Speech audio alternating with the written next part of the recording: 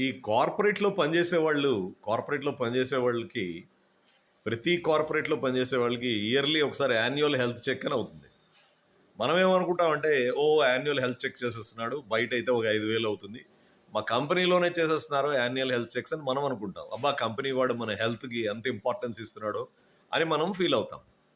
కానీ నిజమేంటంటే నేను చెప్తాను వినండి. నిన్న బెంగుళూరులో ఏమైందంటే ఒక కార్పొరేట్‌లో పనిచేస్తున్నట్టు ఒకడు.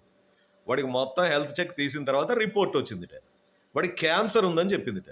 క్యాన్సర్ ఉందని చెప్పగానే వితిన్ 5 అవర్స్ వాడిని ఫైర్ చేసేసారు. తీసేశారు వాడిని. వాడేమో ఇప్పుడు బయట ధర్నా చేస్తున్నాడు. నన్ను మళ్ళా తీసుకోండి అని. దీన్ని బట్టి నాకు అర్థమవుతుంది ఏంటంటే యాన్యువల్ హెల్త్ చెక్స్ ఏవైతే చేస్తారో మన మీద ప్రేమతో కాదు. ఏమైనా జబ్బు ఉందా లేదా తెలుసుకోవడానికి చేస్తారట. వాడు ధర్నా చేస్తున్నాడు ఇప్పుడు.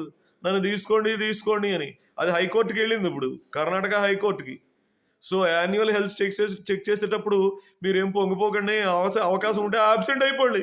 సెలవు పెట్టేసి వెళ్ళిపోండి. అంతేగాని ఆ హెల్త్ చెక్స్కి మాత్రం వెళ్ళకండి. దానివల్ల ఉపయోగం లేదు. రిపోర్ట్ పట్టుకుని మిమ్మల్ని ఎప్పుడైనా తీసేయచ్చు. మీరేమనుకుంటున్నారు?